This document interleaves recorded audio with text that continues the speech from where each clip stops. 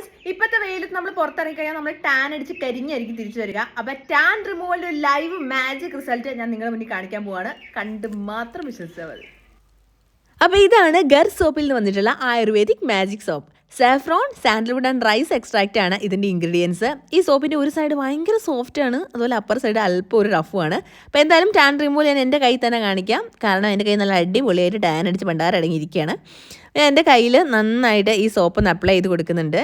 And ഒരു 1 to 2 minutes നന്നായിട്ടൊന്ന് scrub ചെയ്ത് കൊടുത്തു. നല്ല സർക്കുലാർ മോഷനിൽ നമ്മൾ ടാനൊക്കെ ശരിക്കും അങ്ങ് പോട്ടെ എന്ന് വെച്ചു.